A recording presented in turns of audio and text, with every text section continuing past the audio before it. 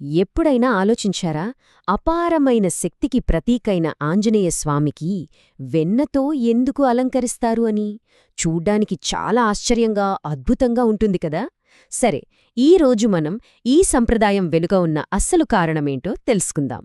అవును, ఇదొక రకంగా చెప్పాలంటే ఒక దైవిక వైరుధ్యం. చాలా వింతగా అనిపిస్తుంది.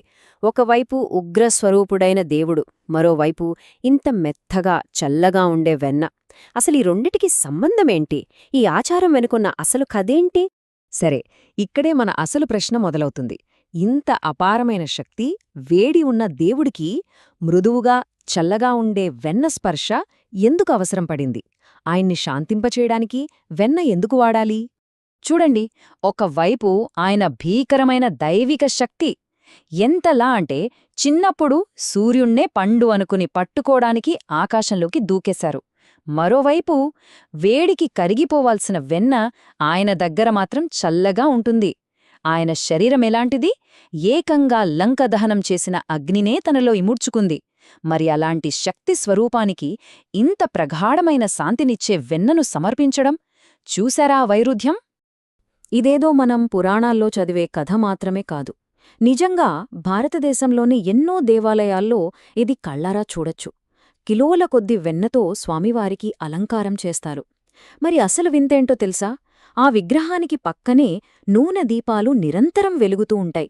అయినా సరే ఆ వెన్న కొంచెం కూడా కరగదు, గట్టిగా అలాగే ఉంటుంది. ఇది చూస్తే ఎవరికైనా ప్రకృతి నియమాలకు అతీతంగా ఏదో జరుగుతోందనిపిస్తుంది. సరే, మరి దీని వెనకున్న రహస్యమేంటి? ఈ వీరుడి అంతర్గత అగ్ని వెనకున్న కథ ఏంటి? ఇది తెలుసుకోవాలంటే మనం మన పురాణాల్లోకి, ముఖ్యంగా రామాయణంలోకి వెళ్ళాలి. అక్కడే దీని మూలముంది. మనకు తెలిసిందే, హనుమంతుడు అంటే సాక్షాత్తూ శివుడి అంశ. ఆయనలో అగ్నితత్వం అనే ఒక దివ్యమైన అగ్ని దాగి ఉంది. ఇది మామూలు అగ్ని కాదు, ఒక భీకరమైన ఆదిమ శక్తి అన్నమాట. అందుకే ఆయన అంత శక్తివంతుడు. మరి ఆ అగ్నితత్వం ఎప్పుడు బయటకొచ్చింది? రామాయణంలో లంకాదహనం గుర్తుందా? ఆ సమయంలో పుట్టిన అపారమైన వేడి అంతా హనుమంతుడి శరీరంలోకి వెళ్ళిపోయింది. యుద్ధం ముగిసింది, అంతా అయిపోయింది. కాని ఆ ఉగ్ర రూపం, ఆ వేడి ఆయనలోనే నిలిచిపోయాయి. అప్పుడు ఆ గొప్ప రక్షకుణ్ణి శాంతింపచేయడానికి ప్రాచీన ఋషులు ఒక మార్గాన్ని సూచించారు. అదే ఈ శీతలోపాచారం, అంటే చల్లదనాన్ని ఇచ్చే క్రతువు. సో, కారణమైతే తెలిసింది. మరి అసలు ఈ వెన్నకాపు, ఈ పవిత్రమైన అలంకారం ఎలా చేస్తారు? ఆ విధానమేంటో ఇప్పుడు చూద్దాం. అయితే ఇక్కడ ఏదో ఒక వెన్న వాడితే సరిపోదు. దీనికి కొన్ని ఖచ్చితమైన నియమాలున్నాయి. అది కేవలం స్వచ్ఛమైన ఆవు వెన్న మాత్రమే అయ్యుండాలి. అందులో అస్సలు ఉప్పు కలపకూడదు. ఇంక చెప్పాలంటే అది అప్పటికప్పుడు తాజాగా తయారుచేసిందే అయ్యుండాలి. ఈ నియమాలే ఈ నైవేద్యం ఎంత స్వచ్ఛమైనదో, ఎంత పవిత్రమైనదో మనకు చెబుతున్నాయి. ఈ వెన్న పూసే విధానం కూడా ఒక పద్ధతి ప్రకారం జరుగుతుంది. ముందుగా విగ్రహానికి పవిత్ర జలాలతో అభిషేకం చేస్తారు. ఆ తర్వాత పూజారులు స్వామివారి పాదాల దగ్గర మొదలుపెట్టి నెమ్మదిగా పైకి మందపాటి పొరలుగా వెన్నను పూస్తారు. అంతా అయ్యాక ఆ వెన్నపైన వెండితో కాని కర్పూరంతో కాని చేసిన కళ్ళు పెడతారు. ఇది ఆయన ఎల్లప్పుడూ మనల్ని గమనిస్తూనే ఉంటారు అనడానికి ఒక ప్రతీక అన్నమాట. ఇందులో ఇంకో అద్భుతం కూడా ఉంది. ఈ వెన్నను ప్రసాదంగా భక్తులకు పంచుతారు కదా, అది ఎన్ని రోజులైనా సరే అస్సలు పాడవదు. తాజాగా మంచి సువాసనతో ఉంటుంది. అంతేకాదు, దీనికి ఎన్నో ఔషధ గుణాలున్నాయని గట్టిగా నమ్ముతారు. ముఖ్యంగా చర్మానికి, కడుపు సంబంధిత సమస్యలకు ఇది మంచి మందులా పనిచేస్తుందని అంటారు.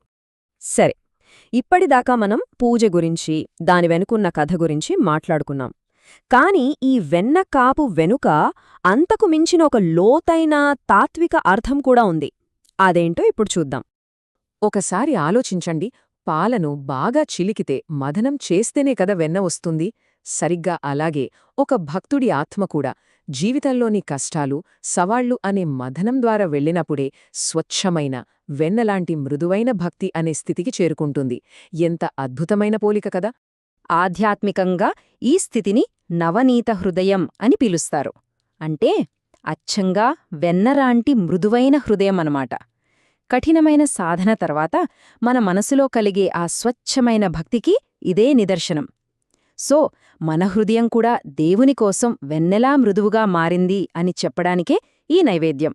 మరి ఈ వెన్నకాపును చూసినా లేదా ఈ సేవలో పాల్గొన్నా భక్తులకు ఎలాంటి ప్రయోజనాలు కలుగుతాయి? ఆ శాంతి అనే బహుమతి మనకు ఎలా దక్కుతుందో ఇప్పుడు చూద్దాం. దీనివల్ల కలిగే ప్రయోజనాలు 2 రకాలుగా ఉంటాయి. ఒకటి, మానసిక ప్రభావం. ఈ వెన్నకాపును దర్శించుకుంటే చాలు మనలో ఉండే పిత్తదోషం అంటే మనసులో ఉండే వేడి, కోపం తగ్గుతాయని అంటారు. ఇక జ్యోతిష్యపరంగా చూస్తే జాతకంలో రాహు లేదా కుజ దోషాల వల్ల కలిగే వేడిని తగ్గించడానికి ఇది ఒక గొప్ప పరిహారంగా సూచిస్తారు. సో మొత్తంగా చూస్తే వెన్నకాపు వల్ల మనకు కొన్ని అద్భుతమైన ఆశీస్సులు లభిస్తాయి. మనసుకి వెంటనే ఒక స్పష్టత వస్తుంది. మన జీవితంలో ఒక సమతుల్యత వస్తుంది. అన్నిటికన్నా ముఖ్యంగా సంయమనం అంటే మనల్ని మనం నిగ్రహించుకునే శక్తి పెరుగుతుంది. మరిదంతా విన్నాక ఒక ప్రశ్న మిగిలిపోతుంది. అసలైన అద్భుతమేది? స్వామి విగ్రహం మీద కరగకుండా గట్టిగా నిలిచే ఆ వెన్ననా, లేక ఆ వెన్న మన హృదయాలకు ప్రసాదించే అంతులేని శాంతినా? ఈ ఆలోచనతో ఈరోజు విశ్లేషణను ముగిద్దాం.